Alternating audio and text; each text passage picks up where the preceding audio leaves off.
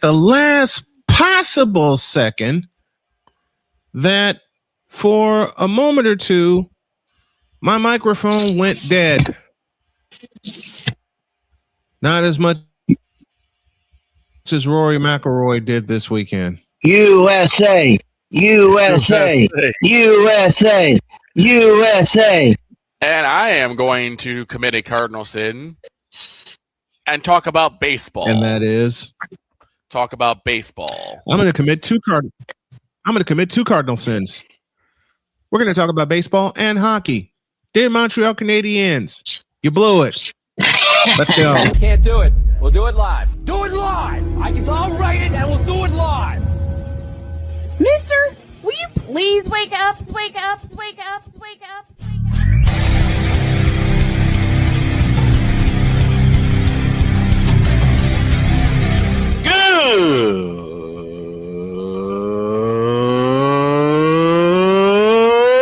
Good morning.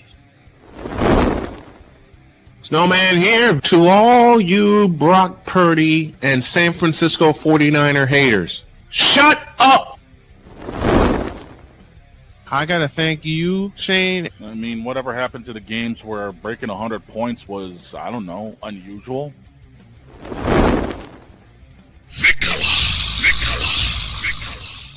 There was one word to sum up the All-Star weekend. Trays.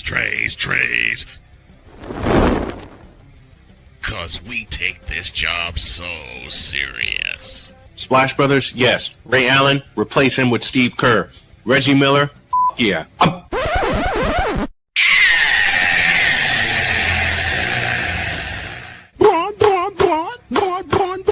What in the all types of blue hell?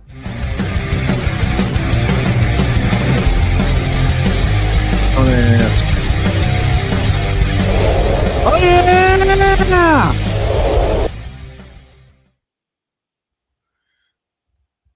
I got to be a little quieter than normal because my daughter is sick and my wife has a migraine. So got to keep it to a little roar. Good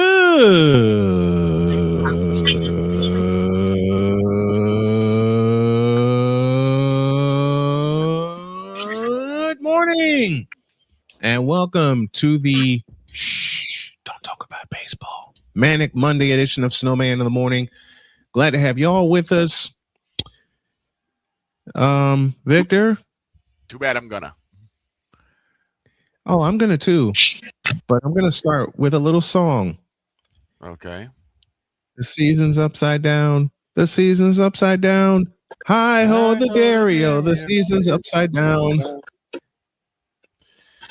So And yesterday we all saw how yesterday Why is the season upside down? Because Caitlin Clark almost had a triple double already.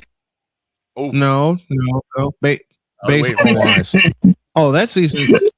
That season's going to really listen. If things go the way I think they're going to go, and the Indiana figures this out, not only is the season upside down, but the league is going to be upside down. Let me bring Diggs in properly. Passionate. Come after me. I'm a man. I'm 40. Unflinching. Let's go back to losing. Parking was easier. Unrelenting. They're not going to keep him off the field tonight. Totally. This one has a chance. Deeds.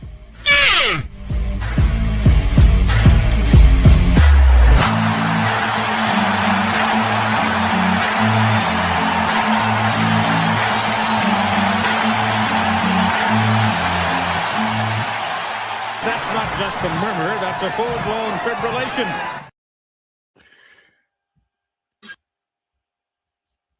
you're muted. USA, USA, USA, USA. You're muted, sir. And Victor, I know you're going to get mad at me for this statement. And Snowman is still muted, which is why I'm talking. But Victor, you're going to get mad at me. Yeah. Rory McIlroy over the weekend made Stephen A. Smith right. Timeout. What's up? You were muted. You were muted, so we were just talking. We were talking over you while you were muted. I didn't realize I was muted. I was going to introduce you by saying Deets gave me this note before we came on the air. Mhm. Stephen A. Smith was proven right by Rory McIlroy. Explain, please. Yep. Go ahead. Well, he said Stephen A. Smith said golf's not a sport. And Rory McIlroy getting upset at a fan chanting during his stroke, during his collapse at the PGA, and getting mad for someone chanting USA, because we all know Rory McIlroy is not American and he plays against America. Yep. In the Ryder Cup. Yep. Right. Mm-hmm. So, yeah, but him getting angry at a fan for cheering is absolutely insane. And let's just put this in perspective. Imagine in golf, the ball's just sitting there. Yeah. Okay. But you can't talk in my backswing. You can't make noise in my backswing. Imagine Frank Thomas swinging at a 95-mile-an-hour fastball.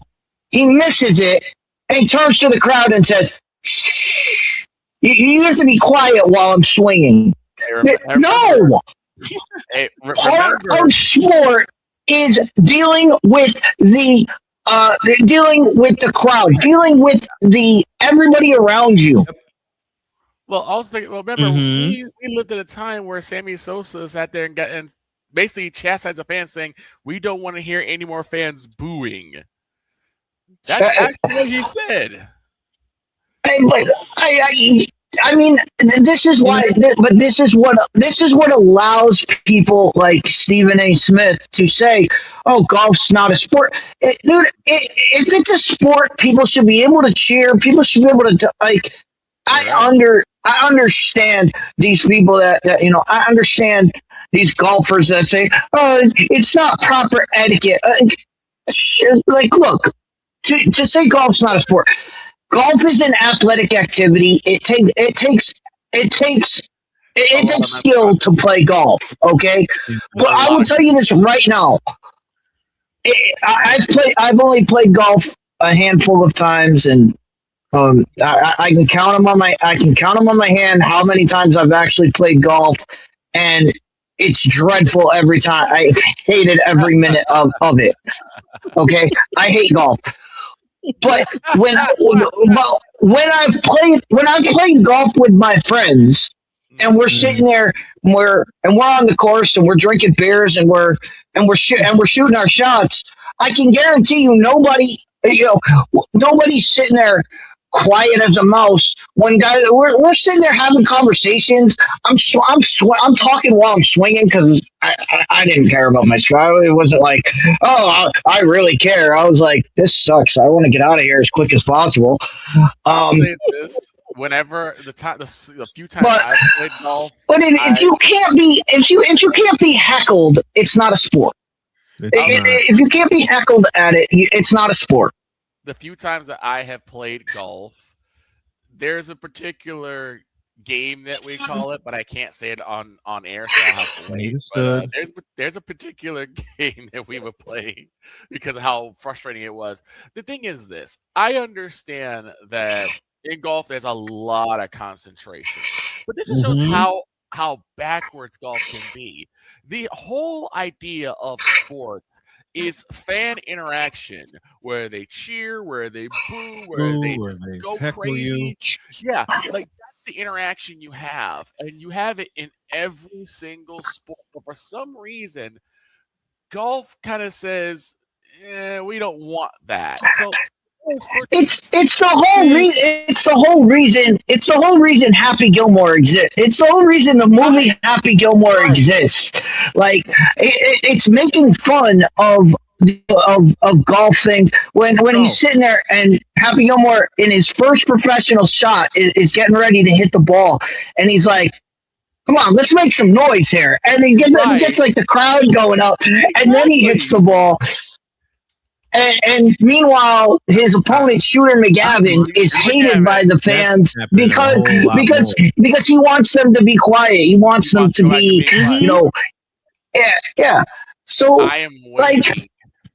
I'm waiting for a player like that, for like Happy Gilmore to show up. I don't like Tiger kind of had that same type of tenacity, but like he didn't have that same fire like Happy did. I'm waiting for someone like Happy Gilmore to say, "Hey, let's clap it up. Let's make some noise in here." Yeah, like that's wild. That's wild to say. Oh, a fan messed me up, and that fan talked in my backswing, kick him out. Can you imagine anybody in baseball saying you can't talk during my swing? So well, they're trying to hit an 85-mile-an-hour slider that's moving across the plate. Get out of here. Imagine this. Imagine like Brandon Aubrey or Jake Moody or any like kicker. They get set up for a field goal. Mind you, everyone's going crazy in the football stands. They missed the kick. Yep. And then he looks like the fans interrupted me. The fans distracted me. I'm like, so are you gonna? So using that logic, Victor, you mean a kicker could have 65,000 people kicked out of the stadium? So basically, what I'm also reading is Rory McIlroy turned. Oh, you beat me to it. He turned into LeBron James. He tried to get out. Really, Rory McIlroy. You know what? Give me this camera. Go ahead. Really, Rory McIlroy? Really? And it's disappointing for someone like McIlroy. It's come to been in there for a long time. To that now. You know, Rory McIlroy, you were a respected golfer, even though I don't play the sport. Never have. I've tried playing the sport. It sucked. But you're not respected anymore. Not by me. Not for that piece of BS. And you're not respected. I mean this kiddingly. You made Stephen A. Smith look correct. Right. Really? You're gonna do that to open on Monday? Jeez, I'll never forgive you for that one. It's Dietz's moment. It's Dietz's moment from the Cowboy Packer game. And he looks at Jesus Christ. It's that. That's what makes sports. That's what makes sports. Exactly. I mean, even tennis, which is also kind of one of those off-field sports where it's not as loud because they kind of like wait till like until they get to until they get to Arthur Ashe Stadium. You're not allowed to yell out. You're not allowed to yell out during the serve or whatever. Give me a break. Right. It's like, okay, look, like I said, I understand that there's a lot of concentration because you are trying to hit a ball the size of like an acorn with this club. I understand that there's a lot of concentration involved, but again, you deal with that in any sport. You're going to deal with it, especially if they don't like you and you're going against them, like a McElroy. Going against to say that because it takes so much concentration to do whatever. It takes a lot of concentration to shoot an orange ball from the free throw line into a 10-foot high cylinder. Okay, it takes a lot of concentration to do that too. But people cheer and they yell and they wave shit behind the basket so that you can't concentrate, and you know what? People still do it, and the good ones get past it. They overcome their surroundings. That's what makes them athletes. But that's what makes if you sit there, if you made everybody sit down and be quiet, and you're not allowed to cheer during a free throw, then everybody would say this isn't a sport. No one cares. Then all the fan interaction would dip if you weren't allowed to. My point for me, Dietz, is that everyone deals with this. McElroy ain't special. Like I said, it goes back to what I said about Sammy Sosa. He's like, we don't want to hear fans booing. The fans will boo if they see something they don't like. Either they don't like the team or they don't like the product in the field. How many people boo with Milton? Go ahead. Listen, fans will boo if they see something they don't like. As we head to a break, just ask the Detroit Pistons. Just ask how many people booed when Milton Bradley took the ball, threw it in the stands when there were only 2 outs. He chucked the ball into the stands. Would he be in the right to say, "You guys shouldn't boo me for that"? You know what? If you don't want people to boo you, just go Jack McDowell and flip him the double bird. Okay. What are we doing here? I don't know. Yeah, exactly. When you said USA, I was like, oh, maybe something happened in the World Cup. Nope, never mind. No. Mm-mm. All right. Let's take a break. Yep, let's take a break. When y'all get back, before we get to the meltdown of the Detroit Pistons, the Super Bowl is headed to Nashville. What? Why? I'll say it again. The Super Bowl is headed to Nashville. What? Gross. Back in the news. This is Snowman in the Morning.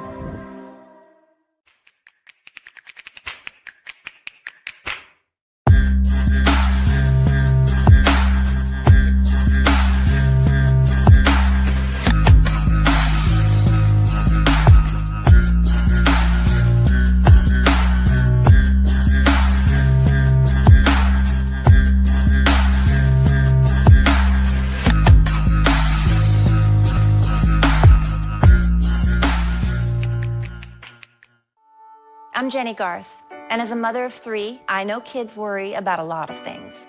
Getting enough food to eat shouldn't be one of them. But here in America, that is a real worry for 1 in 5 children. Even though we are one of the most food-rich countries in the world, 15 million children don't know where their next meal is coming from. This is unacceptable, and something the Feeding America nationwide network of food banks is working to solve. Instead of accepting that our country lets billions of pounds of surplus food go to waste every year, Feeding America has made it their mission to help families in need by rescuing this food. Through food pantries and meal programs, the nationwide network of food banks provides more than 3 billion meals, serving virtually every community in the United States, including yours. Join me in supporting Feeding America and your local food bank by visiting feedingamerica.org. Together, we can solve hunger. Together, we're Feeding America.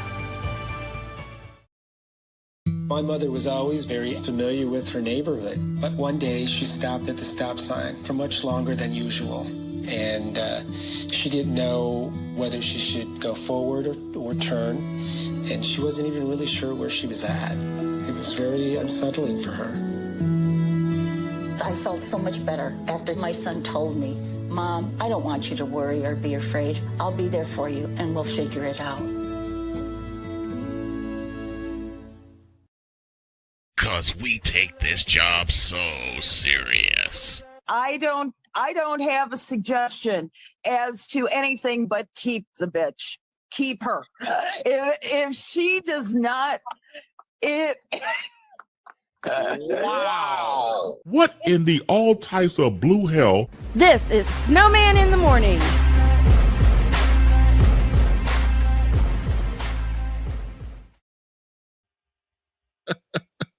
Let's begin with the following statement.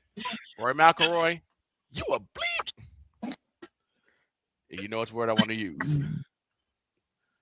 I'll use it. Go ahead. I'll ask the station to forgive me in advance. Rory McIlroy, you a bitch. Exactly. There. All right. Now, how about the season? The season upside down. The Houston Sun are 4 games closer to being 0-42. Oh God. Yep. We'll get to our WNBA chat.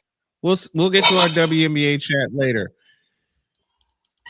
The Super Bowl is headed in 2030 to Nashville. Man, took him to Nashville. Yeah. Makes sense. What? They're getting a new stadium. I know that, but if you get that's the rule. That's the rule now. If you get a new stadium, if you build a new stadium, you get a Super Bowl. That's how it works.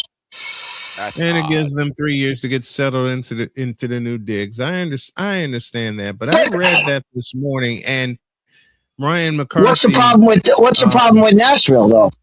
That's what I'm trying to figure out. What's the problem with Nashville? It's one of the biggest cities. Okay. It's one of the biggest cities in the East Coast. Not named New York. I mean, they've never done it. They've never done a Super Bowl in Nashville because they didn't have a team in Tennessee for the longest time. They haven't had updated stadium. But what's different from Nashville as opposed to New Orleans? What's different? Nashville is a huge tourist destination. There's so much to do in Nashville. I don't know. As somebody, I'm just tired of the same. I'm tired of the same 4 cities getting a Super Bowl every year. It goes L.A., New Orleans, Miami. L.A., New Orleans, Miami. L.A., New Orleans, Miami. Oh, we'll throw Vegas in there because Vegas got a stadium. We'll throw Arizona in there every now and then. There's more to do in Nashville than there is in Glendale, Arizona. Why can't you do Dallas? They already do Dallas. They do Dallas. They do Houston sometimes. But it's the same cities over and over again. It's just logical point. I don't know. You know what? I'm just looking like if that's the case. They did that. They did Dallas, and everybody froze their asses off. Yeah, it snowed. Yeah, it snowed. It snowed. It was an ice storm, and still the new Texas Stadium hosted 103,000 people. Right. Yeah. You could do. They could do Dallas again. They could do. I mean, they did New Jersey. They did the Meadowlands. They did the Meadowlands when the Meadowlands got a new stadium. Now here's a city that's here's a city that's going to beg for a Super Bowl, and I hope it never comes there. Chicago. Yeah. Honestly, and I'll tell you why. I'll tell you why. They're going to build this stadium in Arlington Heights. I bet you they're going to wind up going to Arlington Heights because there's no reason for them to go to There's no reason for them to go to Gary, Indiana. None. I mean, they could have done it in Soldier Field. Is it really that different from Texas Stadium? Yes. For me, it ain't. Well, for us, it ain't because we did games there. Yeah, there's a difference between Texas State, the new Texas Stadium, aka AT&T Stadium. Yeah, it's a new Texas Stadium, I guess. Yeah, there's a difference between AT&T Stadium and Soldier Field. It's called a roof. Playmakers with this. It says for 4 remaining teams, talking NBA. People thought in the beginning of this are the 4 teams people thought in the beginning of the season. I'm only looking at the Western Conference Finals. We'll get to that later. But the Super Bowl is headed to Nashville. I happened to be in Nashville in 2017 when and I kid when I do this because it was a lot of fun in Nashville. I will admit that aloud. The Stanley Cup final. The barbecue was nice. I'll give it that. The barbecue is always nice. Heck yeah! You come out. You open the game with Jeff Jarrett coming out to the middle of the field, slamming a guitar in the middle of the field. You're telling me you can't do a party in Nashville? Like Nashville could do it up right. We'll probably if it's actually in Nashville. You know we're gonna get a damn good halftime show. Oh yeah. We're not gonna get politically correct. You know it's gonna be a Nashville halftime show, and that's why it'll be a fun time. It'll be all about football. It'll be all about America. It'll all be about everything we love.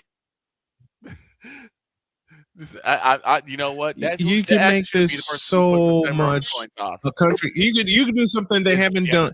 You could do something they haven't done in a long time. Look, Jeff Jarrett coming out and spiking the guitar at the 50-yard line. Entertainment. I mean, and if it should go to if it's confirmed, and I got the feeling it is, Deets, you may need to reset because you're lagging bad, brother. You may need to do a quick reset. Yeah, I got you. But you know what? You know what you do in Nashville. You know what you do in Nashville. You make the halftime. You tell Jay-Z we don't want you doing the halftime show. Right. We'll take care of it, and you get the biggest country stars you can lay your eyes on, and you make it a country halftime show. Why not? You're in Nashville, Tennessee. But that now I'm starting to. You know what, Deets? Damn you! I'm starting to warm up to this. That's what they should do for everyone. I mean, I still say that one of my favorite halftime shows is the one that happened in L.A. I mean, Snoop Dogg, 50 Cent, Dr. Dre, Mary J. Blige, Eminem. Like, the only problem with that is that they cut it to 15 minutes and didn't give it the normal 30. To me, the only thing that made that better is if out of the grave comes Eazy-E. That would have made it. That would have sold it for me. That would have sold it. Greatest of all time. That would have sold it. You know, but it's like that would have sold it. That should be what really hits for the Super Bowl. It's the chance for particular states to kind of show their side of culture. Listen, Pasadena, California hosted Michael Jackson. Right. Okay. I mean, Pasadena, California hosted Michael Jackson. Miami, Florida hosted Prince. Yeah. Yeah. And it's Nashville, Tennessee can host the biggest. Nashville, Tennessee can have the biggest country stars. It'll be the biggest. Yes. And you need listen. And the only problem I had with the Dr. Dre show in Los Angeles is that they only made it 15 minutes. Yeah, maybe because they knew why. Minutes. They knew why because they knew there would never. They knew why. Absolutely, there would never be another show. There would never be another. If they made it any bigger, there would never be. Listen, if they made it any bigger, there would never be another Super Bowl in Los Angeles. And look, I have nothing against. I have nothing against. If made it any bigger, there would never, ever be another Super Bowl in Los Angeles. Look, now, Deets has me warmed up to this idea. Yeah, Deets has got to be like one of the greatest. Deets has me warmed up to this. You know what, Deets? you know what, Deets? Car salesman in the world. I mean this playfully. I mean because when the news came down this morning that the Super Bowl was headed to Nashville, what the hell are they doing going to Nashville? Now Deets decides to throw a little logic at me. He said, look, you can make it the biggest halftime show. You can have Jeff Jarrett coming out, spiking the guitar at the 50-yard line. And then Deets said, you wouldn't tell me people wouldn't be entertained like that? Of course they would. Hell, I would. Look, I'm just okay, saying, and I'm a city boy in my heart. Deets can show you a Pinto, and you're like, I'm not buying this Pinto. He's like, this one of the greatest. I ain't buying this. You're like, here, take my money. You sold me. In 3, you know what? Deets is the world's. I'll repeat Victor's words. And yes, we're picking on Deets this morning. Deets is the world's greatest car salesman because, like, he can show you a Chevy Chevelle, and I'm using my experience of fitting in small cars. Right. He can show you a 2-door Chevy Chevelle to a guy like me, 6'5", 285 pounds. Right. I look at it. I'm not getting in that son bitch. There's no way I'm getting there. 3 minutes later, I'm handing him a down payment. Right. To find a way to fit my tall ass in that Chevelle. But that's you'll fit. You'll fit. Don't worry about it. But that's all I'm saying. Like, if you're gonna have a team, and everybody's always said, oh, you can't do it here because of weather. You can't do it here because of this, because of that. Right. Like, Nashville has you have no problem with weather in Nashville. Like, could you get hit with rain? Yeah, but you could get hit with rain in Miami. You can get hit. wherever they play, if it's not in a dome, weather can be an issue no matter what. Yeah, you could have a weather stoppage. I mean, hell, in they North were Carolina. worried about they were worried about weather in New Jersey, for God's sakes, when they played MetLife Stadium. You could have bad weather in North Question Carolina. is, will they ever go back to stoppage. MetLife Stadium? But you know what they call you know what they call Nashville. What? They call Nashville the Vegas East. Vegas East. It only makes sense. Okay, let's do this. Let's have a little fun here. Name a stadium that will never, ever, ever in life host the Super. Name a stadium and/or city that would never ever host the Super Bowl. Lambeau Field. Lambeau. They would do it at Lambeau Field. No, they wouldn't. More. Why? Charlotte, because Lambeau will never host a Super Bowl. Maybe after our lifetimes. Definitely not in my lifetime. Here's one. Lambeau Field. They're not going to upgrade it. It is. Lambeau Field is the Wrigley Field of. They are not going to touch. They're not going to touch it. They are not going to do it. Why? And here's why. But here's why. It's because who's the owner of the Green Bay Packers? The fans are. The people in that building. The people in that building are 50% owners. There is no way they are going to allow someone to come in and touch anything in that stadium. So they will never get upgraded. So they'll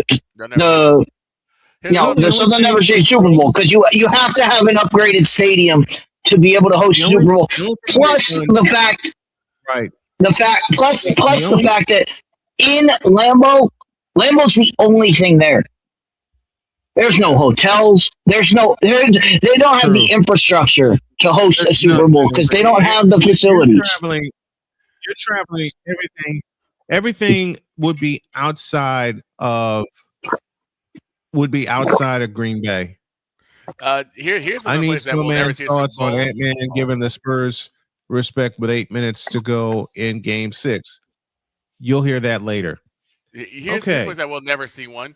Cleveland will never see a Super Bowl either. God. You know what's bad? They're trying to build a new stadium in Cleveland, in Avon, Ohio. Oh God! With a freaking dome on it. So you know what's if they get a new stadium, they could definitely see a Super Bowl. They could definitely see a Super Bowl. Then God knows, if Cleveland gets a new stadium, then God knows that toilet of a city will have a Super Bowl. I think Cincinnati, because they're not upgrading Paul Brown Stadium. Nope. Or Paycor Stadium, as it's called now. Pittsburgh. You can't play a Super Bowl in Pittsburgh, and I'll give you a fundamental reason why. The turf. Because Pittsburgh hosts the state champion high school state championships at Heinz Field. I know it's Acrisure Stadium, but it's Heinz Field. Heinz Ketchup Field. I'll tell you a stadium that will host the Super Bowl in the future, and it's right near me, Lucas Oil. Yeah, you know what I start calling a Pittsburgh versus New England match? The only game you can play on a hot dog because it's mustard and ketchup. That's it. The dog would not like you for that statement. No, I know he would. That's why I'm saying it now, because he's not here. Yeah. Did I take him off the? I don't know. I'm sorry about that. I hit the wrong button. I actually don't know. I don't know if they would do. I don't know if they would do Lucas Oil. I don't think they would do Lucas Oil Stadium. Why not? Because they've done it once. Because look what's happened. Yeah, but that was when the Super Bowl was the first weekend in February. Look what's happening 3 weeks later. 3 weeks later is the combine, which is always at Lucas Oil. And while they're getting ready for the Super Bowl, they're also prepping for the combine. So it could be situation. So I mean, they're going to have way too much going on. Yeah, and since the Super Bowl is now 1 week later, instead of being the first week in February, it's now in the second week of February. Too much prep will be going on for the combine. I would still think. So I don't think they would do it. Well, they got one in Lucas Oil. They got one. Yeah. Would they get another one? I don't know. I don't know if they'll get another one in Lucas Oil, especially now with the date of the Super Bowl being moved back, and there's other things on top of that too. Yeah, everything's moved back a week. And you look at what the NFL is trying to do. Like the NFL is trying to do they're trying to hit as many places as possible. I don't think they would spend, because you think about it, they're going to spend 2 weeks, probably 3 weeks in Indianapolis, as in 2 weeks getting ready for the Super Bowl. The Super Bowl, probably another week to, get everything, just another week as far as the Super Bowl is concerned. Just another week to, after the Super Bowl, just to get everything cleared up and then get everything out of there. And then media week too. Go back to Indianapolis for the combine. Like they're going to spend 5 weeks in Indianapolis. No, they know they have Indy. They know they have Indy already covered for the combine. So they're going to try to get it, and they're trying to get more people involved, more places involved. So that's why they would go to everywhere else rather than go to Indy, where they're going to be for Indy for 5 weeks. Yeah, it's also got to take a consideration. That's wild. It would make me happy. It would make me happy because it would be another chance for me to see Lucas Oil Stadium. But I'm planning to do that hopefully in September or October, whenever they have the Circle City Classic, and also plan to broadcast from Social Field. What's that? Here's something hilarious. The one time I actually did go to Lucas Oil Stadium was because there was actually a farmer's market at Lucas Oil Stadium. Mm-hmm. When my dad, we took a vacation to Indianapolis. We saw the NCAA building, and now I know Dee's gonna say, "Why are you messing things up so bad?" I could have just yelled it at the building. But at the same time, then before we left, we actually went to Lucas Oil Stadium, and there was a big farmers market. Well, I've done 3 games. I've done 3 games at Lucas Oil Stadium. Had a blast each time doing it. Mm-hmm. And the last time I was there was 2017. And I didn't even plan on it. Okay, I did not plan on doing the Circle City Classic. However, to use a note that Dietz told me before the show, I had a conversation with a hater. Oh, no. And said hater dared me to land the Circle City Classic. Okay. So I had to open my whole big ass mouth and said, I can land broadcast credentials in 48 hours before you land broadcast credentials for Cameron Indoor Stadium. Mm-hmm. And as soon as I opened my mouth, I thought, how the hell am I going to do this? So I reached out to the folks in Indy. I was living in Dayton, Ohio at the time. I reached out to the folks in Indy, and I said I'd like to broadcast the game. 24 hours later, I had media passes. There you go.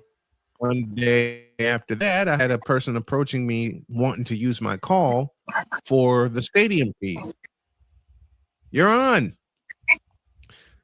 Not to mention the fact I made $2,500 that weekend with all the sponsorships I sold.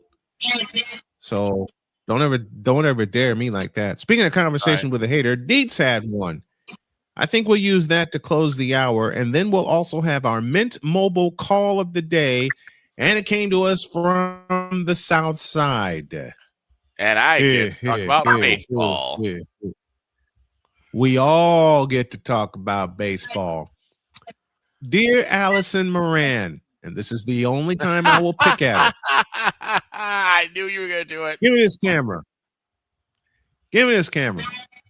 Dear Allison Moran, nah. We'll see you later in the season. She gonna get you. Friday, you gonna get it. Oh, she gonna get it Friday.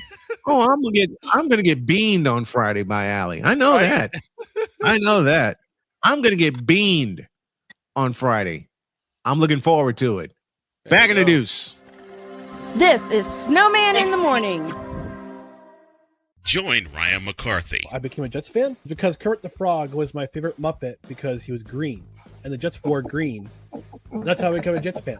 And Dustin Henry. ESPN is cashing all in on let's pay a few personalities and we'll just kind of fill in the gaps. As they walk you through all of the world of sports from their perspective. The Albany Empire, it's a literal circus. No credentials required. Where, Ryan, say the tag. Where you don't need a press pass to talk sports. Every Monday at 8 p.m. Eastern, 7 p.m. Central. On YouTube and where you can find all podcasts. Oh, yes. The tradition, the pageantry, the spectacle, the history, the slut. Wait. I gotta rep my brother's stuff right. All my DMV soldiers, stand up! And welcome to the Commander's Gridiron Report. You want your commanders to be repped right? Well, D. Willie is your man. Commander's Gridiron Report. Every Tuesday at 11:05 a.m. Eastern, 10:05 a.m. Central. On the Sotoba Media YouTube channel. Music by J. Cool. Where's my soldiers? Right side. Commanders. Where's my soldiers? Left side. Join the transporter to Hades. Your butt and gut becomes one. Join the reformer of hooker whores. This is my daughter, Placenta Booty Johnson. Join the bronze car. Whenever you are in distress, take off your baseball cap and throw it in the air. Join your very own superhero of broadcasting, Chris Bass. So whatever color crayon they get, they palm it and do two circles, and that translates to, I can beat up black people. As he takes you through the week's paces in Baseline. Live every Saturday at 8 a.m. Eastern, 7 a.m. Central, No, Pacific Time Zone people, just stay asleep when this is on live and just catch the recording. Oh, I'm sorry. Exclusively on the Chris Bass YouTube channel.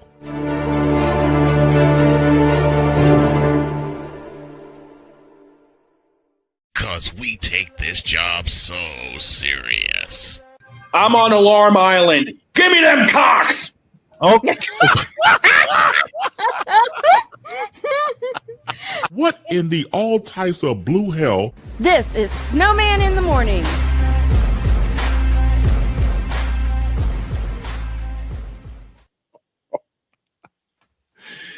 Sometimes I wonder what the hell's on my mind when I put those together. 46 after the hour. Welcome to all of our stations tuning in. And Deeds had a conversation with a hater. Let's hear it. All right. So Friday night, I had a conversation, and I did not start this conversation. I just muddled my way into it. But people were talking about the NFL, and one guy said, quote. Uh-oh. Whoa. I wasn't ready. One guy said, quote. The Cowboys would be a good team if they had a good quarterback.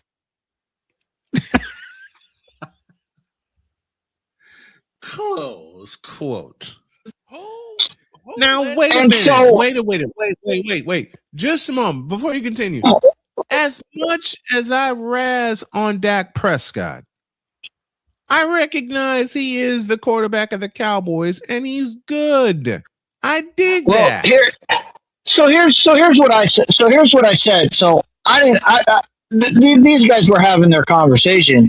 So what I said to him, how I answered to him was, tell me why you're wrong. So I said, so what's a good quarterback? I said, how many good quarterbacks are there in the NFL? And the guy looked at me and he said, there's about 15 good quarterbacks. I said, and you're telling me, I said, so you said half the league is good quarterbacks, and you're telling me Dak Prescott is not in the top 15. And the guy looked at me and he said, yeah. And I said, okay. I said, so you're telling me there's 15 other quarterbacks that are better than Dak Prescott? I said, let's go down the list. But I said, let's go down the list. I said, let's just go down the list of all the teams and tell me that Dak Prescott is not, that you wouldn't have Dak Prescott over said quarterback. And we started going down the list, and we could do that here. I thought that would be like a fun thing, like would you rather, and just go down the list of all the quarterbacks. And I can guarantee you Dak is better than 15 of them. Dak is going to be in your top 15. Oh yeah. Okay. Oh yeah. I get through going through all of this with him. I'm like, dude, there's only 32 starting quarterbacks in the NFL. Dak is better than half of them. Like, Dak is better than half of them. He is a good quarterback. So then this is where it goes from a conversation to a hater, because the hater does what everyone does in every kind of conversation when they know they're beaten. They put words in my mouth that I never said. So now all of a sudden, because I said Dak is a good quarterback, and I prefaced him with this. I said, look, Dak is a good quarterback. He's not a great quarterback. But he is a good quarterback. I said he's good, not great. I prefaced that. But all of a sudden, to make his point, he had to say, "Oh, look it! You just said Dak's the best quarterback in the league," and I said, "I have never said those words.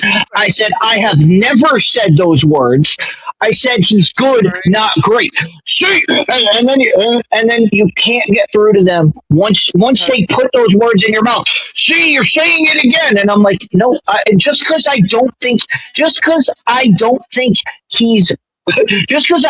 he's terrible and awful, just because I said he's good, does not mean I think he's the best. It does not mean I think he's even in the top. Like you said, top 15. I didn't. I didn't make that. I didn't make those terms. You did, and I answered your question. But that's what people do. And we talk about this on Wednesdays all the time with transsexuals. If they're not the best, they're the worst.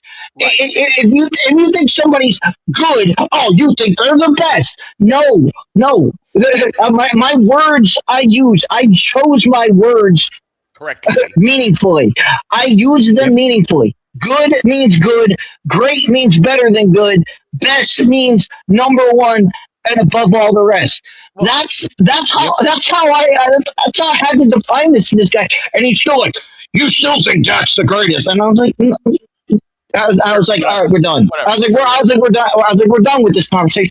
But it happens with everybody. Okay. When you say, oh, this so and so movie is good, like you say, oh, I like Batman versus Superman. Oh my God, you think it's the greatest movie? No, I just said I liked it. I just said I liked it. It doesn't mean I think it's the greatest movie ever made. It just says, yeah, I liked it. It doesn't mean it's great. It doesn't even mean it's good. It just means I liked it. Like people, anytime they're beaten, they try to put words into your mouth, and it's like, okay, I didn't say that. Playmakers trying to troll. Playmakers trying to troll you, Deeds. Playmakers trying to troll you. Playmakers getting in on the fun, trolling you.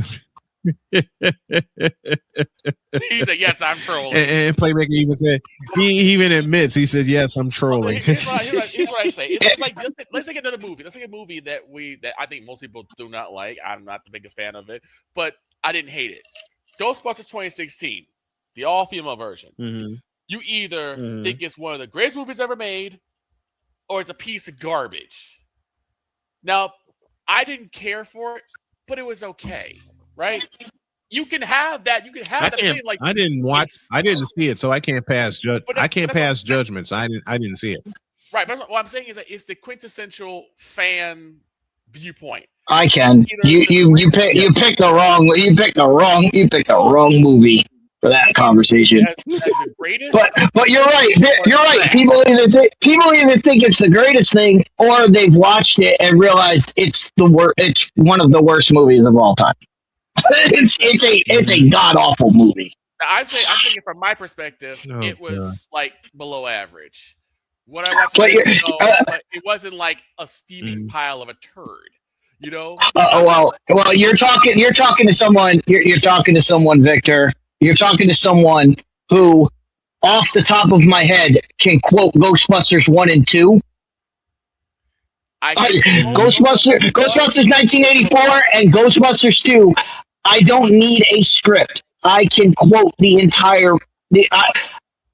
I can quote 100. I will quote 98%. I can quote 100%. I refuse to quote the birthday party scene because it's the worst scene in the history of the movie. But I can quote 100% of both movies and saw Ghostbusters 2016, and yes, it is hot it is hot garbage.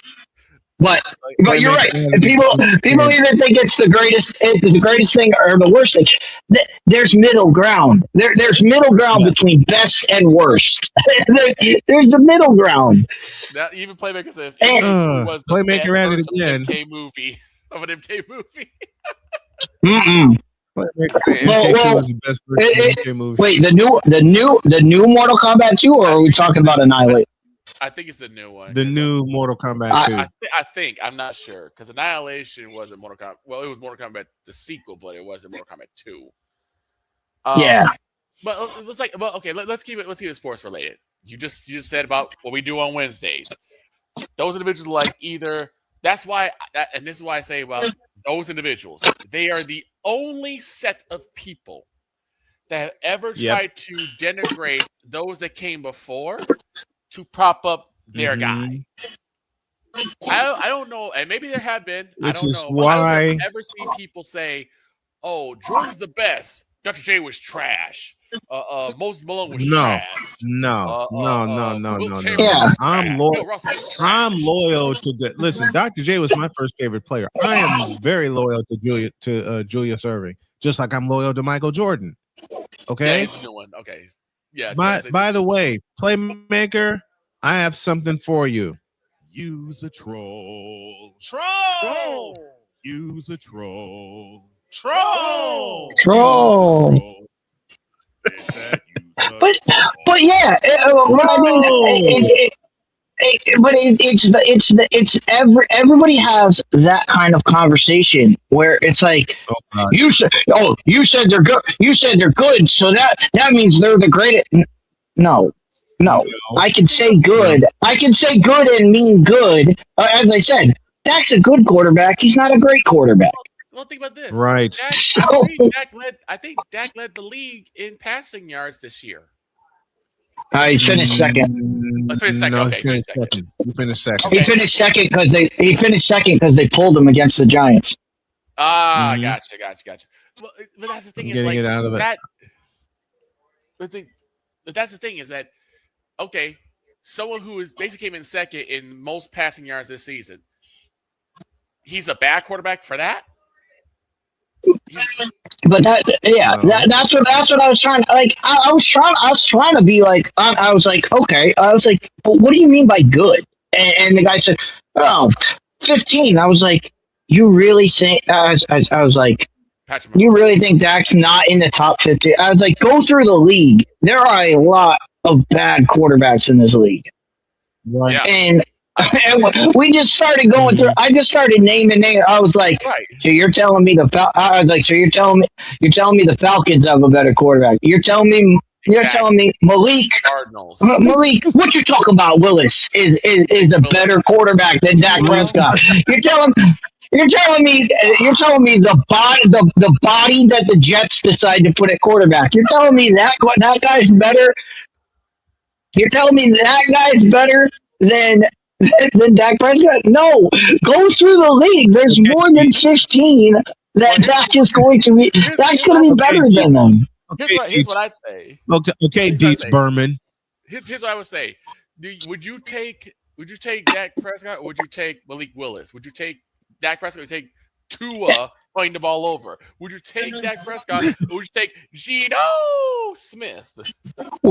Would you take Dak over Kyler Murray? Would you take Dak over Jacoby Brissett? Would you take Dak over Fernando Mendoza, who's never stepped foot on an NFL field? Would you? Going to pass on the field yet? Would you take Dak over JJ McCarthy? JJ McCarthy, Justin Fields, right? Russell Wilson. Oh, hey, you just have to go. You just have to go down the list of quarterbacks.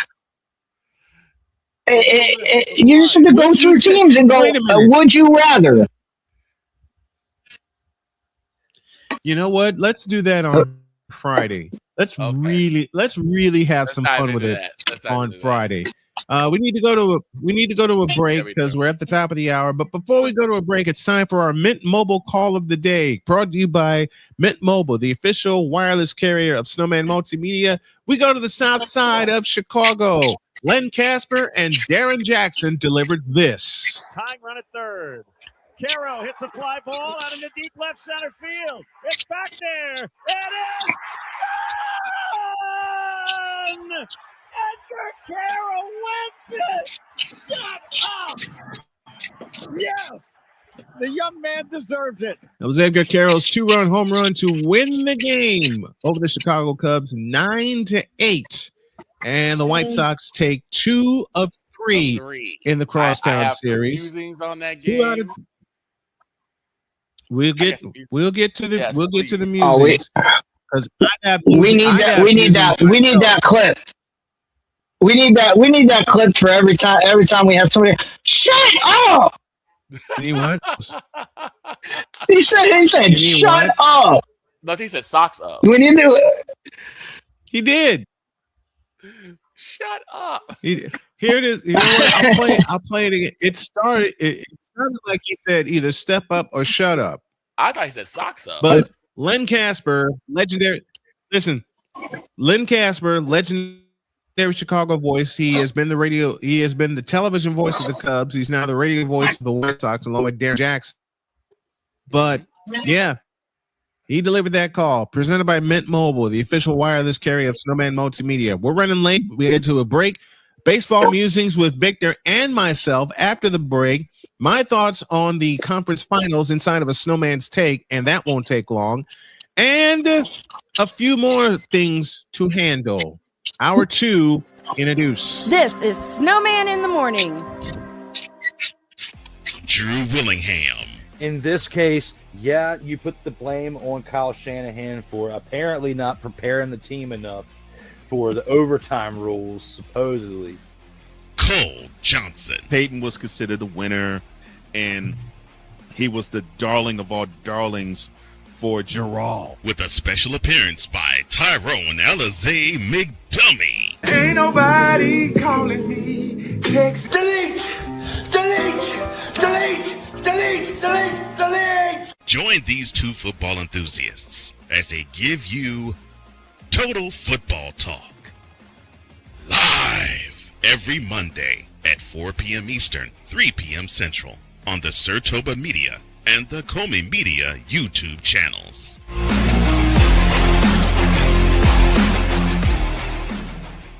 Hey, Eagles fan. Join my man Cool McCain and a host of others as they break down every single game, every single week in an objective manner, and also from a fan's perspective as well. Remember, this cast feels just like you. Nobody likes you And you don't care. Fly, Eagles, fly. Eagles Elite Podcast. Every Wednesday at 8:30 p.m. Eastern on YouTube and other podcast outlets.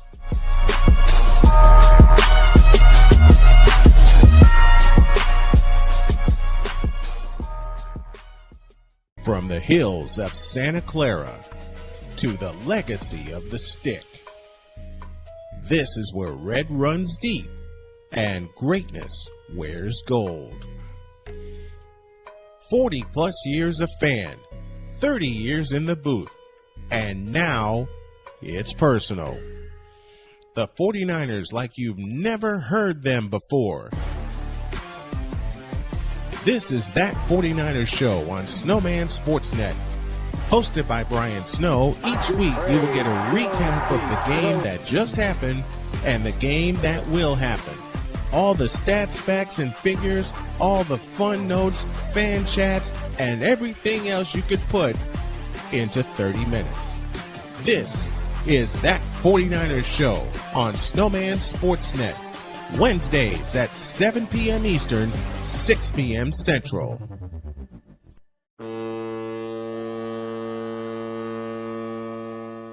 Cause we take this job so serious.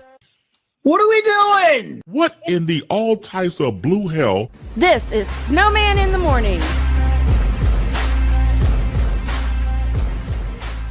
What are we doing, Rory McIlroy?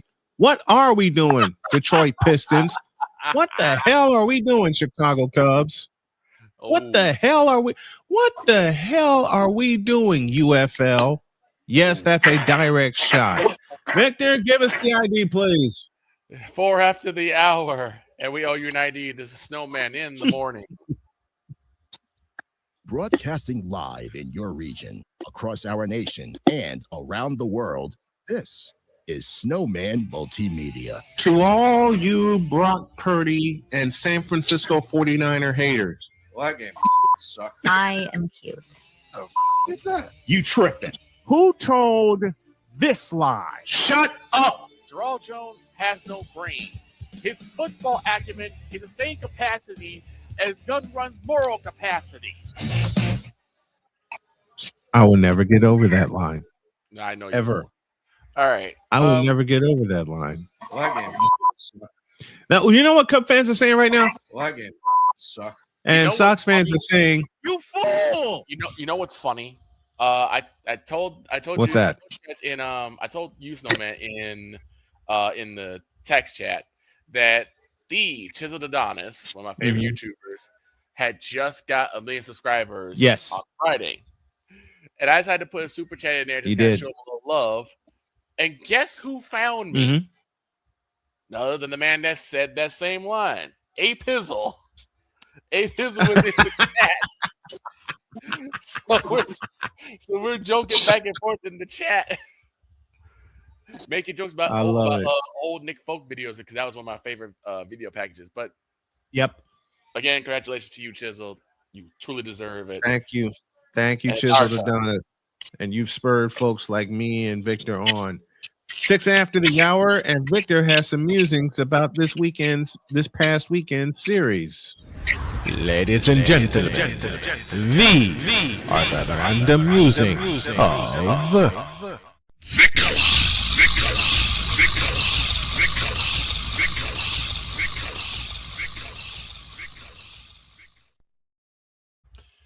Before we get to that, let's have another listen to the call of the day from Len Casper and Darren Jackson. Tying run at third. Caro hits a fly ball out into deep left center field. It's back there. It is gone! Edgar Caro wins it! Shut up! Yes! The young man deserves it. Darren Jackson did say shut up. Victor, go. So there was one word, because as I was yesterday, I decided to cook a big piece of salmon, and I usually, gaming. So I decided let's go ahead and turn on the TV and turn on in the Sox game. And big shout out to WCIU for actually having the game available that I could watch.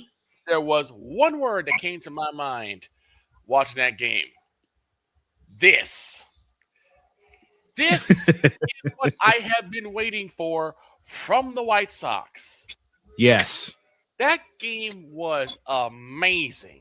Not just because it got extra innings, not just because it had 2 ties, but just the way the White Sox played.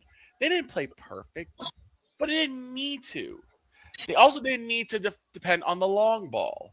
I saw loopers going in the gap.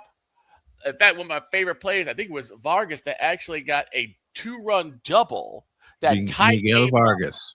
Yep, that tied the game up at 4 apiece because it was 4-1 Cubs. Yep. Going into the bottom of the 4th inning. Then you get a run coming in, 4-2. And again, their runs batted in. Their runs batted in and not off of home runs. Thank you. This is what I've been waiting for. And I'll add to that. Tristan Peters, who had not hit a home run all season, right, cranked one in the 8th inning. In fact, Vargas almost cranked one. It just hit the top of the fence, and then fell right in front of the nose of the right fielder. Mm-hmm. When I tell you, it was honestly, Snowman, it was like being back in Linwood. Yes. Seeing that type of play was like being back in Linwood, calling the game. I actually fell into a routine. You and me both, man, because I was checking out that game while I was prepping for the Indiana Fever. Mm-hmm. And all I can think of was the same word. This. When I told you how I was angry and and mind you, I was so disappointed when I saw that massacre at the beginning of the season against the Milwaukee Bruins. But then again, Milwaukee Bruins, they're the Bruins. They're the Brewers. Brewers. They're the Brewers. Sorry, dog. But it was such a good game. I was like, man, and I came back after I was talking to somebody on the phone. I came back and said, let's see. Maybe the Cubs finally pulled this one out. They're tied at 7 apiece. And we're in 10 innings now. Yep. 3-run homer in the 9th tied it off of Sir Anthony Dominguez. Cubs get the lead 8-7. And then this is where I come in.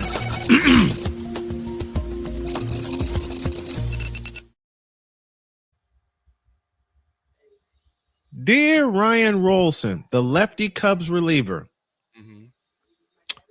he threw, I'm going to try to do this in the way of Dietz and I's, one of our favorite announcers of all time, Mr. Keith Jackson. Keith Jackson, during Game 6 of the 77 World Series on ABC, said, quote, Reggie Jackson has seen 2 pitches in the strike zone tonight. 2. And he said them both into the seats. Yep. Ryan Rolston threw 2 pitches in the 10th inning yesterday. 2. And the last one ended up in the seats. Yep. How do you feel, Ryan Rolson, if you are called on to get a save? You're called on to get a save, and Dietz is smiling. I see that little smirk on his face.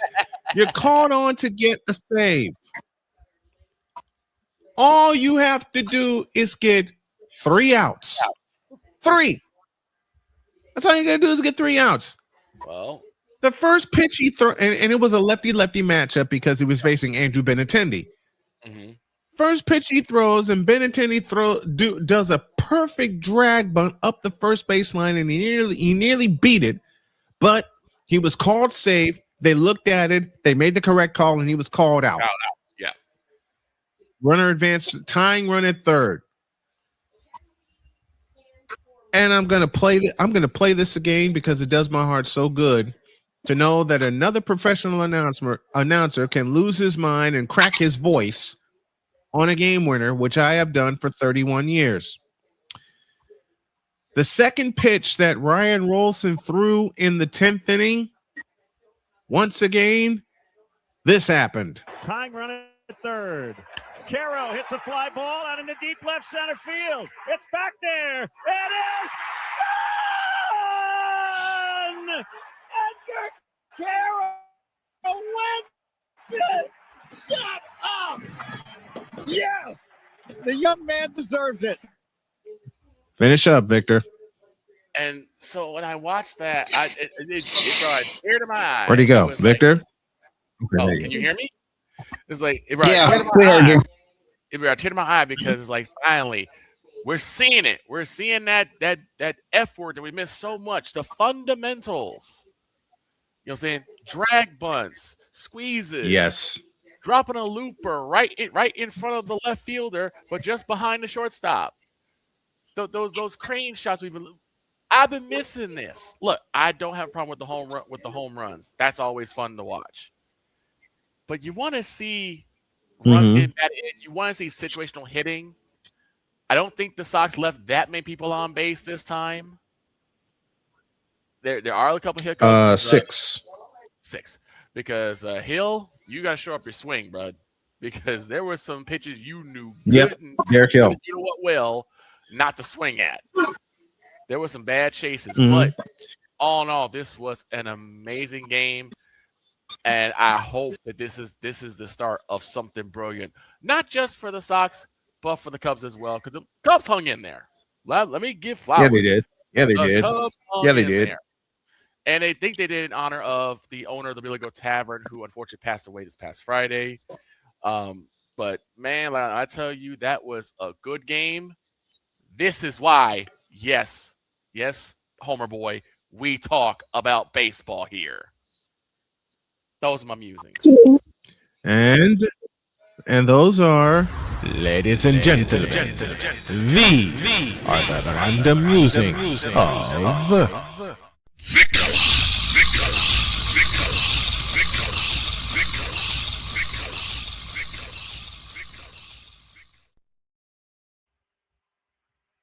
Let me go a little further.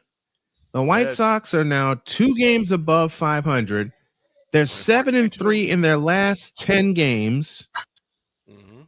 And they are, you ready for this? 1 game out of first place. 1. You said it before. This is a young ball club. It just took a while. It took a while, and now the White Sox are they're 24-22 They're one of 4 teams that are above 500 in the American League. Cleveland, the White Sox, Tampa Bay, and the Yankees. And the Yankees are about to fall off a cliff. Oh, dear. After leading the East Division, Tampa Bay is now leading the East Division. Don't make Wise mad. But, I'm saying, look, we tell the truth here. You know that. You know that. I know. And if I know why, bless is hard. Bless Wise is hard. If I know Wise, he's thinking the utter blasphemy. Exactly. I told you I'd get that sound. But once again, Wise is thinking the utter blasphemy that we're talking ish about his Yankees. Well, if you actually had a closer, maybe, just maybe, you'll win a few more games. Let's ask the audience, and this should be one of the polls. What we need to find is the national clip of the end of that game. Oh, because what do you want? What do you want from your announcer? Do you want your announcer to say, "And there's a home run and the game's over," or do you want that? Tell me which one's more Tell me which one's more entertaining to an audience. Right. Yeah, I'd want to keep Len Casper's call. I'd want to keep Len Casper's call. That's why I recorded it. It took me an hour to find it because I kept finding John Schriffin's call. I kept finding John Schriffin's television call from Chicago Sports Network. Okay. But dadgummit. Give me Len Casper all day with his voice cracking just like mine does on a home run, which Victor has heard when we covered the Chicago Public League for 10 years together. Yep. Yep. Victor's ridden shotgun with me when we covered the PA. Paul Allen. Mm-hmm. When you hear Paul him Allen. go nuts, be it for good or for ill, I've heard when you hear Paul him go Allen. nuts, Paul Allen. I've heard Paul Allen go nuts. I've heard Bob Wischusen, the voice of the Jets. Bob Papa, voice of the Giants. Greg Papa, voice of the 49ers. Yep. I've heard them. Mitch Holthus, voice of the Chiefs. Joniak. For many years. My inspiration, Jim Durham. Jeff Joniak for the Bears. Jim Durham and Johnny. Yep, Jeff Joniak for the Bears, and before Jeff Joniak, Wayne Larrabee. Wayne Larrabee, yes. Howie Rose, Gary Cohen, John Sterling. Oh, God. John Sterling. It's so. But you, Hawk Harrelson. Hawk Harrelson. Dave Sims, who's the current radio voice of the New York Yankees and a very dear friend. Rick Riz, radio voice of the Seattle Mariners, and he's going to retire after this year. So blessings to you, Rick Riz. And I hope to get the chance to meet him. Who's that? Mr. Mixon, Mick Mixon from the Panthers. Mick. Right? Oh yeah. Mick gave me the ultimate compliment when I had him on each Thursday during his retirement year. He said aloud on the air, and I have to find it. He said that whoever follows him needs to be on my show each week, the voice of the Panthers, which is Anish Shroff, and I'm trying to get him on each week. And but let's not forget Matt Taylor. Mr. Matt Taylor. Absolutely. Matt Taylor. I got a funny story about that. I told you guys this. I'll tell the audience. My mother-in-law and my wife went to Kentucky one Sunday, and I had not planned to do the Colts game. I planned to do the 49ers game because it was a 4:00 kickoff. Right. I'm 3/4 of the way asleep, and I know everybody in the audience and everybody on this panel has gone through it. I'm 3/4 of the way asleep, just about to get into that second level where you don't hear anything, and my phone rings. And I turned it on just for that purpose because she was in Kentucky. Mm-hmm. My wife calls, and she says, "Are you doing the Colts game?" No, because I'm doing the 49ers game later. Well, you need to do the Colts game right now. We can't hear it. Baby, it's on the Colts radio network. My wife's next three words had me scrambling when she says, and I gotta do this right. Pay homage to Cole Johnson. My wife's next 3 words were, quote, "We're in Kentucky." Close quote. Well, y'all know what happened next. I was scrambling in here, getting everything fired up, getting ready to do the second half of the game, and I was still new from surgery at that time, which means my body kept messing up on me. I've done better. I got weight to take off. I'll talk about that a little later. But I had to take an extended break, and Victor, you know why? Yeah. My stomach was acting stupid. Yep, I remember. When I get home, my wife told me, she says, "I listened to your call. You did a great call, but you got to stay out of the bathroom." I was cracking up. And me being stupid, walked right into the trap, and I went, "What you mean?" Right. I can tell she says, "I can tell when you're in the bathroom. Your breaks take longer than usual." That one did, because it took about 7 minutes when it should have been only 2.5 minutes. But kudos to the White Sox for a walk-off White Sox winner. They're now 2 games above 500. They're one of only 4 teams in the American League that are above 500, and they're only 1 game out of the division lead. Yeah, I want to say take a break. Before we take a break, hold on. Go ahead. I want to say take a break. This is not because the Sox won. It's because this was an all-around good game. Even if they did this well and lost, I was very pleased with what I saw. I was very game. I'm very pleased with what I saw. Great series. Yes. Great. Steve Stone said it. Great series all around. Great series all around. Pluto Living says SGA is on a historic run right now. If he continues, his legacy will not be narrative based. Yes, it will. And yes, I'm trolling. Take a break. Come back. Speaking of narrative based, there's a young lady by the name of Caitlin Clark who's had narratives about her. And yesterday and Friday, she decided to have a little fun and prove them wrong. WNBA chatter is next. Introduce. This is Snowman in the Morning. Join Ryan McCarthy. I became a Jets fan because Kermit the Frog was my favorite Muppet because he was green, and the Jets wore green. That's how I became a Jets fan.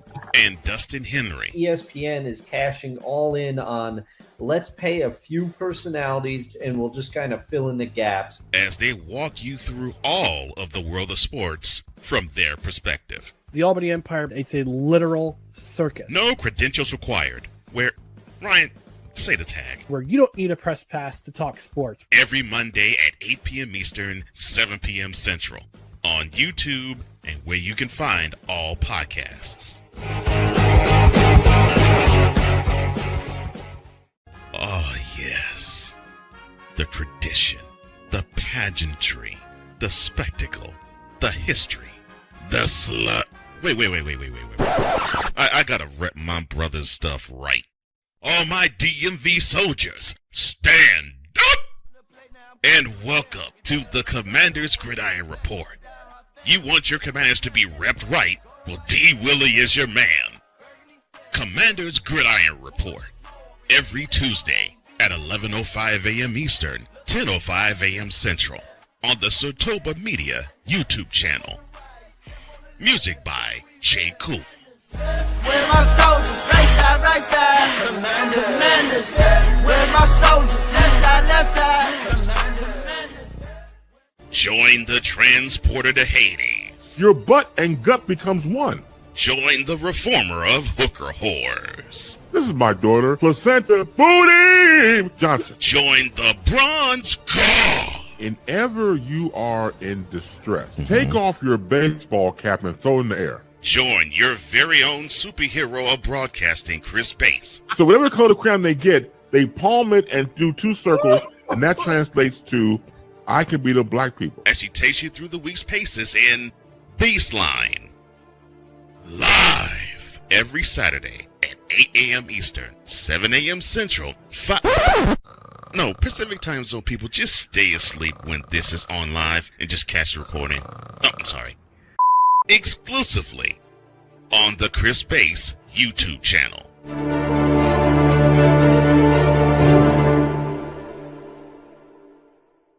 Cause we take this job so serious. I'm on Alarm Island. Give me them cocks! Oh. What in the all types of blue hell? This is Snowman in the Morning.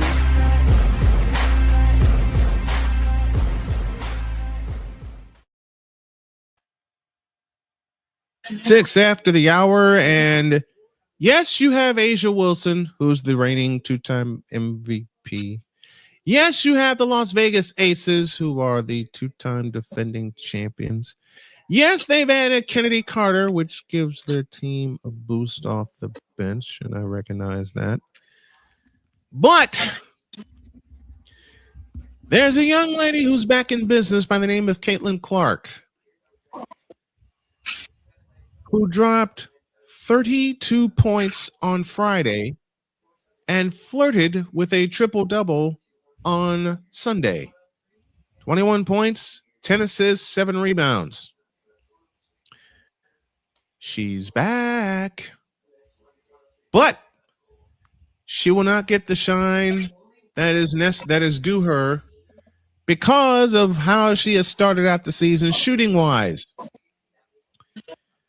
Well, hell. Go ahead. Talk about her negatively. Go ahead. Say everything you want to say. Now, I will say this. To be the champs, you have to beat the champs. And there's a long road to hoe to get to the Las Vegas Aces. I understand that. I'm looking forward to those matchups, and we see them 3 times. But given the fact that Indiana could, and I will call a spade, Indiana could easily be 4-0 on the year. The 2 losses at home, we gave them away. We had double-digit leads in both those games and lost them both. One in regulation in a shootout with Paige Beckers and company, and one in overtime, which Caitlin Clark hit a miracle 3 to tie the thing. But again, I'll say it real. We had double-digit leads in both those games. Matter of fact, in all 4 games for Indiana, they held double-digit leads. The win in Los Angeles and the win at home against Seattle, where they won by 11. Mm-hmm. But I'll echo a point that Chris Dietz said last week. It's a win anyway when you get Caitlin Clark playing 30 minutes after how much time she's missed off the court. Right. It's a win anyway when you're able to beat a team without your best big. I'm talking about Aaliyah Boston, who was out yesterday with a lower leg injury. It's a win anyway when Stephanie White puts a hybrid lineup together, which includes Lex Hall, who was diving all over the place. You know what? Here's the nickname I can give Lexi Hall. There was a player at Loyola Marymount by the name of Tom Peabody. His nickname, the Human Bruise. We may have another one in Lexi Hall. We just may have another form of that in Lexi Hall. But you know something? I'll take 2-2 right now. Right. I'll take it. Why will I take it? Because you know the flaws of the Indiana Fever. We're seeing them right there. They get up double digits and they get comfortable. Mm-hmm. And I've said it during all 4 games. You cannot get comfortable. Right. You simply can't. But a pair of 100-point games, I'll take that. The highest scoring opening day game in WNBA history, 211 points. I'll take that. Right. And you know what makes it even more fun? They're just scratching the surface. Tip of the iceberg. They are just scratching the surface. I will echo a point that Playmaker said for the Indiana fans to do, because I saw a couple of articles already. Let Stephanie White coach the team, please. Let her do the doggone thing. Will you? Will you fans be fans and cheer the team on? You know, it's not going to happen. Because you know that one song that we play for WQVZ? I know fans over the course of 31 years. Speaking of WQVZ, and since we're at the bottom of the hour, I may as well give them a shout while I'm at it. Here we go. Local station ID time. This is Snowman in the Morning. You're listening to WQVZ, 1700 AM Mission Radio. For me and the Lord, we got to understand it. We're on a mission from God. That. Yeah. That's what everybody. That's what every fan. Stop being an armchair quarterback to let Stephanie White coach the team. Will you please? Will you? I'll repeat Playmaker's point. I don't have the video available to me, and we got someone waiting on us. But I'll repeat Playmaker's point. Shut up and let Stephanie White coach the team. Will you please? Please. Please. That's Snowman's take. What's yours?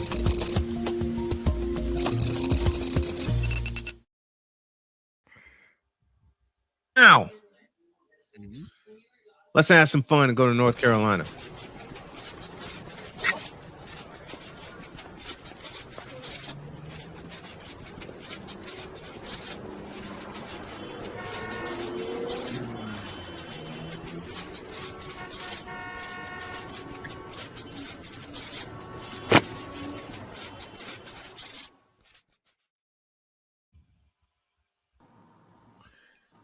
How's that for an intro? Jay Spivey is with us from North Carolina. Good morning, Jay. Gentlemen, how you doing? Doing all right. How about yourself? All righty. We're doing good, man. It was so good to see really good baseball on the south side of Chicago this weekend. I'll say that. Yes. Yes, it was. Hey, the baseball's a sport. It is. Wow. Amazing. Unbelievable, isn't it? Hey, I said for my music, I said, and yes, Homer boy, we do talk baseball here. So yeah, ironically, as I sit here now, I'm watching MLB Network as we speak. There you go. There you go. There you go. As I do every morning. I don't know. What? Just to give a plug out, and I'm certainly not getting paid to do this, obviously, but if you guys have not seen, I know you do a show at this time every morning, but I don't know if you see the replay. There's a show on MLB Network called MLB Central, which is really, really, really good. Mm-hmm. It's like the baseball version of NBA Tonight. Yes. Yes, it is. It's excellent. It's just, and I just happened to fall upon it 5 or 6 years ago when I was watching it. It's terrific. Right. Oh boy. Hang tight, folks. There we go. Now all the shows on MLB Network are good. Yeah, they are. Yeah, they are. That's why I have it. We talk baseball here. Yet in 2020, I was told not to. You both were told. When I first hooked up with Jay. It's funny you mentioned that. I just told a friend of mine that the exact same thing happened to me, as you well know. Yep. And my friend who I just told this to said, "Does that mean that the listeners don't like it, or that the moderator doesn't like it?" And I said, "There you go. There's your answer." You just said it. Yep. The moderator, who is very familiar to Jay and I, hates baseball. How do you hate baseball? I'll tell you, he made that a golden rule. A command, yes. He made it a command when I got on this network. Yet he points me to Jay Spivey, who's an Atlanta Braves fan and a baseball fan. Really? Sure am. We've made jokes about that for so long. Dietz even did one last Friday saying, time out. You guys are talking baseball? Nobody talks baseball. The only time we ever discussed baseball was when Hank Aaron died. He goes, well, I guess we should talk about Hank Aaron, but we don't normally talk about baseball. Well, it was like an obligation for him to talk about Hank Aaron. Right. When he repeated that, I cannot tell you how many times he repeated that to me, especially after Hank Aaron died, and he capitulated and said, "You got to talk about Hank Aaron, but you normally don't talk baseball. Want to bet?" No, I asked. Ever since Jay and I have been together, we've had notes about baseball. You kidding? It is a sport. It is. I asked this question: if Carolina had a baseball team, would he have actually? No. He still wouldn't? Wow. No. Because listen, 2022, Wake Forest baseball. Well, yeah, I remember that. Doggone near got to the national championship series. 23. Thank you. I was 23. there. I was on for that one. You guys talked about that so much about how we follow Wake Forest baseball each and every week. The better they got, the more we followed them. They were in maybe he would have had They were in a game that a lot of people consider the best college baseball game ever in the College World Series. When they played LSU, it was Skeens versus Brett Lauder. Oh my gosh! 1-0. It took a walk-off home run to win it for LSU in 11 innings. 11 innings. He never talked. I just don't understand that logic. Like that I'd have to poke into his brain. I probably would find an ashtray and a cereal bowl if I ever like cracked his head open. But it's You like, don't want to. There's no logic. There's no logic to it. There's nothing to explain that. He lives less than 2 hours away from Raleigh, where the Hurricanes play. He never talks about the Hurricanes as hot as they are. He doesn't talk hockey either. Gotcha. Never talks about the Hurricanes.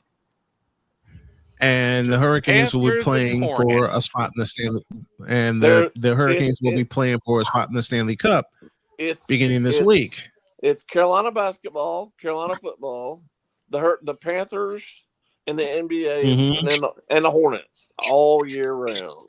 All year. That sounds like a terrible. You know what he did? You know what else? You know what else he did? You know what else? You know what else he did when I allowed him to be producer of my show, and he would send me the subjects. It was all Carolina based. Who cares? And I'm like, listen. I said, listen, Doc. Snowman in the Morning is a national show, and he kept hammering home that you got to be local. Listen, local. I will give a nod to the local show scene because local was how I got started in Chicago. Okay. When I first did Snowman in the Morning, I had covered all of the local Chicago news. Then I expanded. Yeah. And here we are sitting 12 and a half years later, being a nationally and internationally, thank you, Sig Diggy, syndicated show. Here we are. The conference baseball tournament start this week. They are this week. Carolina's ranked number 2 in the country. Yep. Wake is the second best team in North Carolina behind Carolina. He never talks about them, ever. At all. You know why? Because he hates him. Now he hates him. We don't. I was at the beach for quite a while. I just got back Friday night. Where I was, Carolina was playing last week, and I had every intention of going, but you couldn't find a ticket for the game. Could not find a ticket, so I just drove by the stadium on my way back to the hotel, and it was overflow over there. You couldn't find a parking. It was packed. It was packed. It was packed. Ain't no way you're gonna find this. And he never discusses this. Never. That's sad. So we're definitely gonna be following them this week. He won't talk about them during the NCAA tournament next week. Never. We do. That's sad. Definitely gonna be following them this week. That's sad. That's pathetic. That's pathetic. If you call yourself never a discusses Wake Forest, this is where he lives. You know what? You know what I found hilarious? Yes, he lives in Winston-Salem. You know what I found hilarious, no man? Victor, he lives in Winston-Salem. Right. What's that? Remember when I brought up curling like a while back? Yes. I actually came across someone who said, you know what? I have never heard of a show that talked about curling before. We'll talk about it now. And she's a big curling fan. I was like, It's how we do it. I didn't know we had. I know there a lot of curling people fans, don't because we don't really live in a cold weather area, but curling is very popular around the world. It really is. It is. You know what? The first time, and I got to share this. The first time I saw a curling match, I took a look and went, "What the heck is this?" What is this? I had no clue. And I still don't totally understand it, but still. I don't totally get it either, but I have to make an admission here. I'm hooked. And it's during the Olympics, it's on nonstop. Right. Yes. Yes, it is. Yes, it is. It's on more than hockey is. It's on all the time. It's on curling is more Listen, during the Olympics, and I found this out, curling is more popular than hockey. Yeah. Truthfully, a lot of countries it is. A lot of countries it is. It's crazy to me that you have individuals who are saying, "Don't talk about these sports because no one talks about these sports." It's like you don't know that. Yeah, it's that you don't want to talk about it or you don't care about it. Right. If you don't like baseball, so what? The rest of us do like it. Right. When I lived in North Carolina and he was producing my show, and I ventured to talking about baseball. I can't tell you how many times he yelled at me for it. Do you know how many baseball fans were writing in to tell me thank you? Yes. I was getting emails every day saying thank you for talking about baseball. We were supposed to say and we do around the horn. We do it around the horn style. Yeah. The other thing is, like, if you're going to discuss college, there's more than one college team in the state. Yes, there is. Yep. Yes, there is. Now, There's more in than the conference where his team more than the is, North there Carolina are Tar 4 Heels. North Carolina teams. Right. And that doesn't even count a bunch of other teams in the states. So that's what I'm thinking. No, Like, that has to be a it does recipe for not. disaster. That's a recipe for disaster. Yeah, When I'll tell you. We don't. I'll tell you talk about my business friend. in sport. I'll tell you about my friend Tia, who's watching us on Twitch, who's a big baseball fan. When I did the Marlins White Sox game, she and her whole community tuned in. Mm-hmm. Her whole community tuned in. So a shout to Tia, a shout to Bud, who's here. Pluto Living is here. Okay. Since it's going to be the prevalent subject this week, I don't like this Eastern Conference Finals matchup. Oh, I thought you were talking about. I thought you were talking about prevalent thing being the Hornets this time of the year. Oh God, Prevalency no. in Hornets. You said, wait a minute. When was the last time they Jay. sniffed the conference final? The answer to that would be never. In either iteration, did they sniff the conference? Did they sniff the conference final? But I don't like this Eastern Conference final matchup between the New York Knicks and the Cleveland Cavaliers. It's the Wait! You said that. You said that. You said that wrong. You said that wrong. The revenge. Okay, how am I supposed to? It's the wrong shit. Now, Victor, you might get this joke. It's the New York Knicks against the Raccoon City Cavaliers. Because as Snowman likes to say, the cadavers, they've been in the mortuary, ready to go, and gotten up off the table twice. The Cleveland Cadet. I don't know who gave me that joke first, but I've been using it ever since. And Jay's heard me say this. A lot of people have heard me say this about Cleveland. When people ask me to explain the legacy of the Cleveland Cavaliers, and they would expect me to say LeBron. Nope. No. For me, the legacy of the Cavaliers is Craig Elo. Yeah, it always happens. Why? To Craig Elo. Because it always happens to Craig Elo. Yeah. But I'm not fond of this matchup at all. I'm not either. Well, it's going to be an afterthought to the Western Final anyway. Which begins tonight, and that's the top two teams in the league, the Spurs and the Thunder, which I expect to go all 7 games. I wouldn't be at all surprised to see that happen. I wouldn't. I would not either. And Jay said the word prevalent, which does not include the Hornets right now. Please. Like I said, prevalency and Hornets sounds like an oxymoron. Please.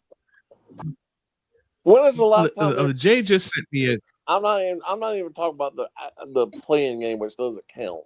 When's the last time they were even in the playoffs, let alone the conference final? Does the NBA They've Cup never.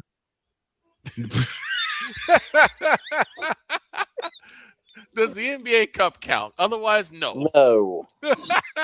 What a stupid trophy. No. You a fool, Victor. No. I hate you for that joke, but it's true. The Charlotte Hornets have never sniffed the conference finals, and given the state of their franchise, never will sniff the conference final. The play-in to me doesn't count. I hate the play-in tournament. I absolutely abhor the play-in tournament. It's stupid, but we know it's a money grab. Just like the NBA Cup.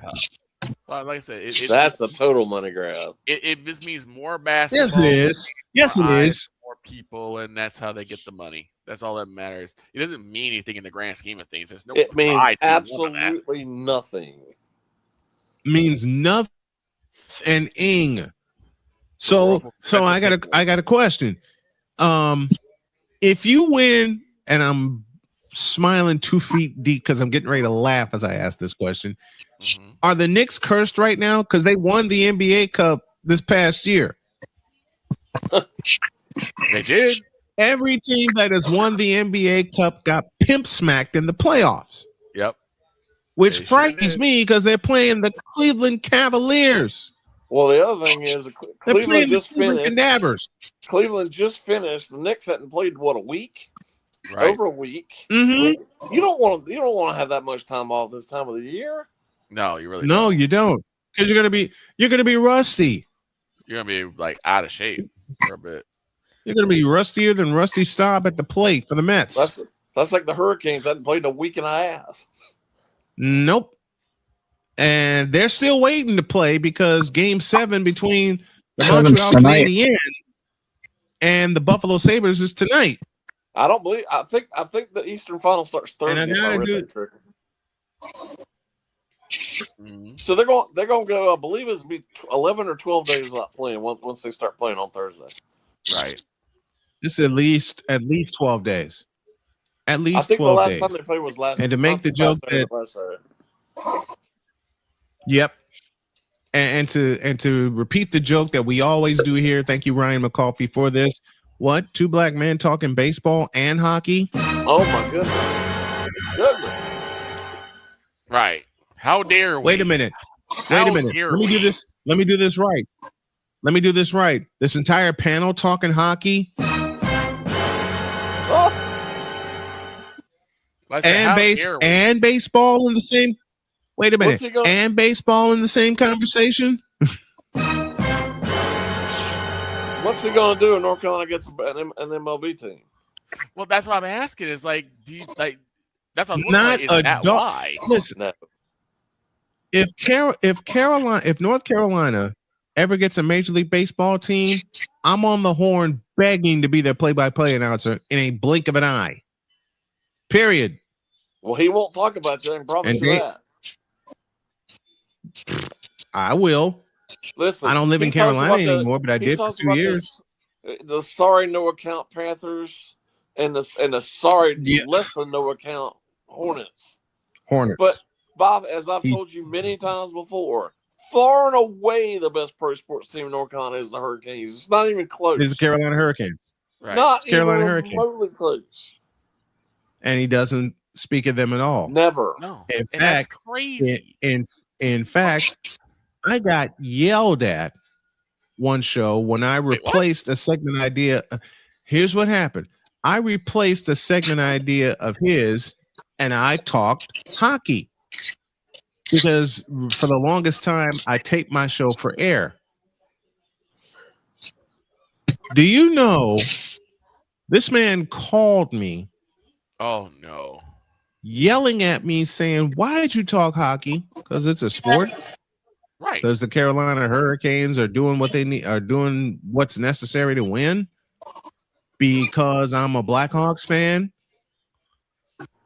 Because there are several Canes fans in the area. I mean, people are this season alone. People are very excited about this. I asked this question.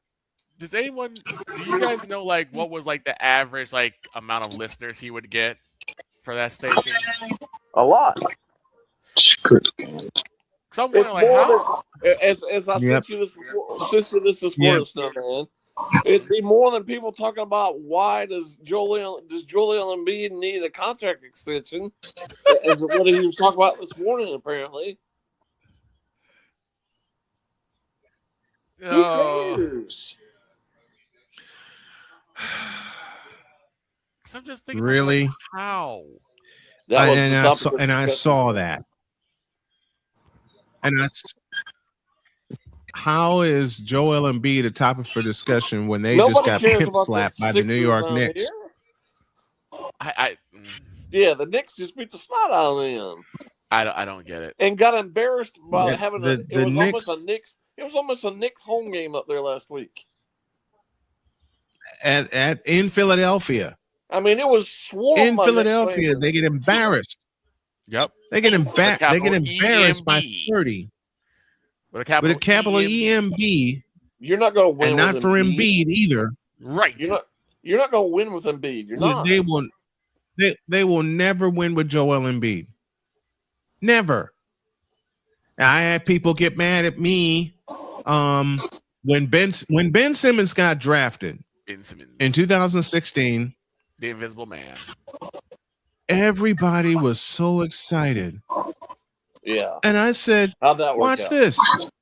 I said, watch this. Within 3 years, Ben Simmons will be the biggest bust we ever talk about.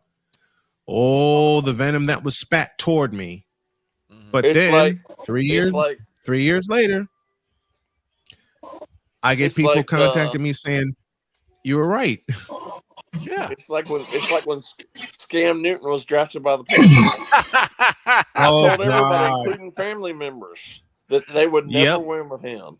And family members crushed me for that. People I know crushed me for that.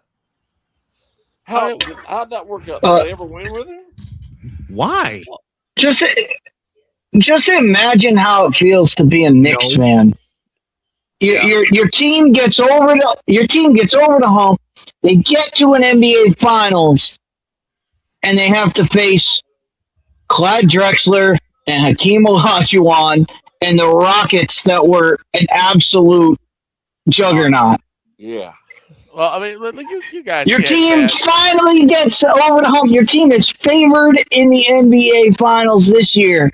And if they win, they have to play the Spurs or the Thunder. The Thunder. Okay. And both times they get to the NBA Finals, they run into a juggernaut. This is an obvious joke, and I apologize in Remember, advance. and remember when the Knicks made the finals in 1994, they ran into Hakeem Olajuwon, who was a juggernaut. Well, they make the finals 5 years later in 1999. They run into the Spurs, who were a juggernaut with their version of the Twin Towers, Tim Duncan and David Robinson. And now, should they get through this year, they have an MVP waiting for them, or Wemby, Victor Wemby, or Wemby waiting on them. Look, I'm gonna make. It's gonna be a freaking massacre. I'm gonna make this joke, and I apologize in advance, Mr. Spivey, but like y'all can't talk bad about Scam Newton. He's elite, right? No.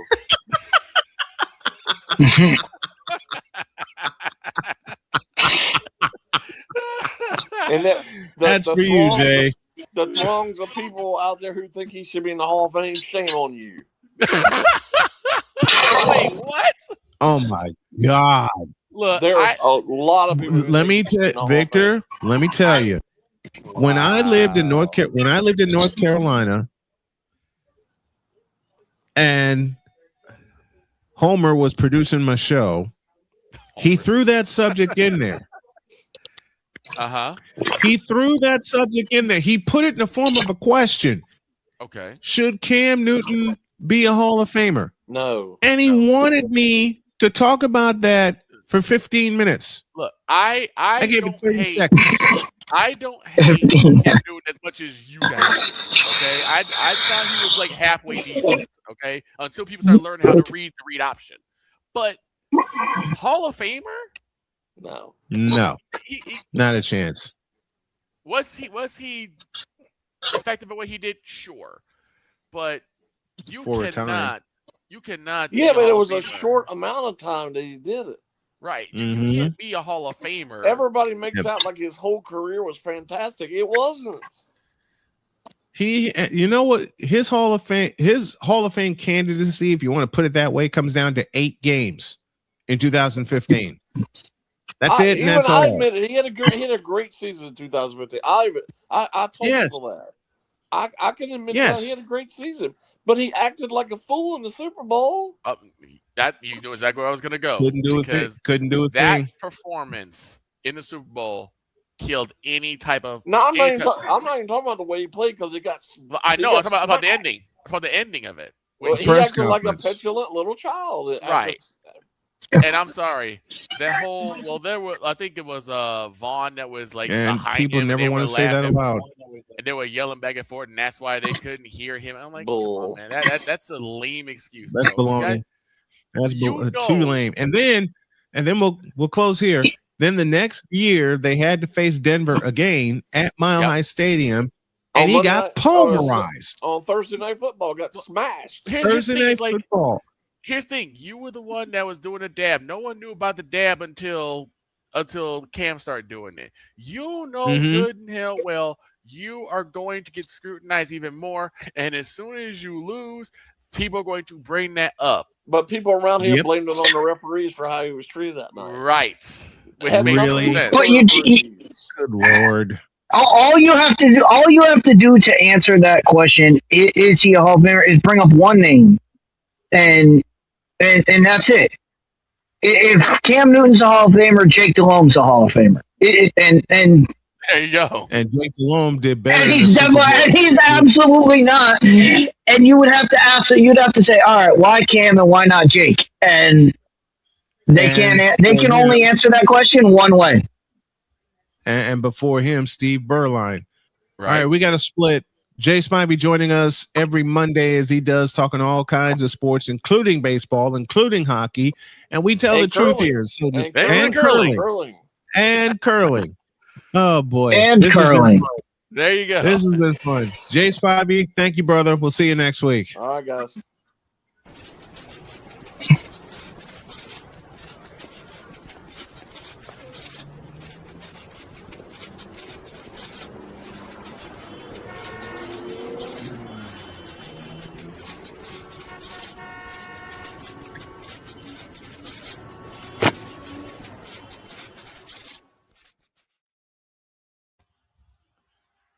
The new logo. No. Jason Spots always throws me. No. As soon as they come with something silly, no. No. And I love that. We're out of here. Have a great day. God bless. Remember to make your next move your best move. And always remember, if your dreams don't scare you, they are simply not big enough. Dream big, do bigger. We hope y'all are too. 4 WNBA doubleheaders beginning tomorrow. So long, everybody.